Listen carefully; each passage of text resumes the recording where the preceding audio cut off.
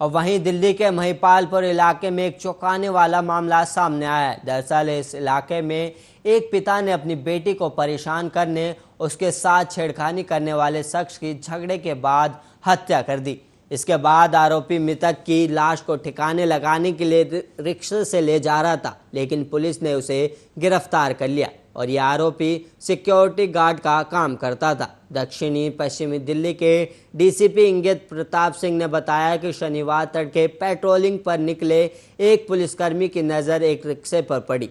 रिक्शे पर एक शव रखा हुआ था।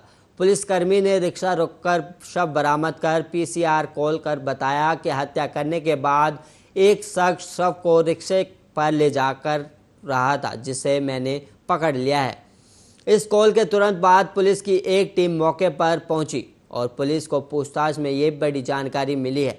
अब पुलिस की पूछताछ में पता लगा है कि मृतक आरोपी की बेटी को पिछले 3 साल से भी अधिक समय से परेशान कर रहा था और वहीं 22 जुलाई की रात को वह नशा करके उसके घर आ पहुंचा और वहां हंगामा करने लगा।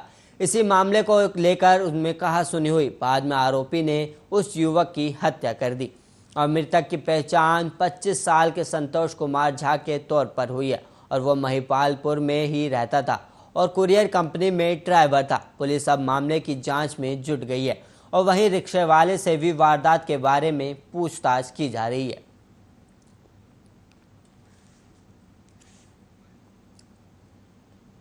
देश भर में अब तक कोरोना वायरस से लाखों लोग संक्रमित हुए हैं। हालांकि ज़्यादातर लोग इस संक्रमण से मुक्त भी हुए हैं, लेकिन उन्हें अन्य तरह की परेशानियों से गुजरना पड़ रहा है। हाल ही में दिल्ली के एक प्रमुख निजी अस्पताल ने जानकारी दी है कि कोविड-19 से ठीक हो चुके लोगों में न्यूरोलॉजिकल बीमारियां सामने आ रही हैं।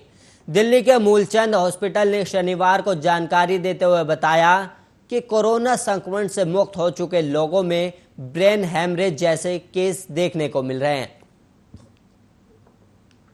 ऐसे मामले हमारे लिए चिंता करने वाली बात है। और वहीं मूलचंद अस्पताल की एक वरिष्ठ न्यूरोसर्जन ने बताया है कि इनमें से अधिकांश मामले ऐसे हैं जिन्हें कुछ समय पहले कोविड हुआ था।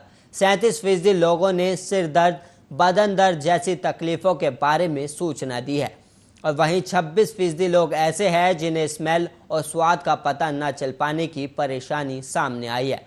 मूलचंद अस्पताल ने एक बयान में ये भी कहा है कि उसके ब्रह्मयोगी विभाग में 60% तक मरीजों ने चिंता, अवसाद, आत्महत्या के विचार, अकेलेपन की भावना जैसे मानसिक स्वास्थ्य के मुद्दे में वृद्धि के बारे में शिकायत की है और उनमें से अधिकतर ऐसे हैं जिन्हें कुछ समय पहले कोविड हुआ था। और वहीं आपको बता दें कि कोरोना से उभरने के बाद मरीजों को न्यूरोलॉजिकल दिक्कतें हो रही हैं और कई मामलों में मरीजों का दिमाग भी ठीक से काम नहीं कर पाता। दिमाग से जुड़ी परेशानियों को ब्रेन फॉग यानी दिमाग का धुंधला होना माना गया है और दिमाग पर सीधा प्रभाव के अलावा कोविड-19 दूसरे अंगों पर लंबे समय तक प्रभाव डाल सकता है।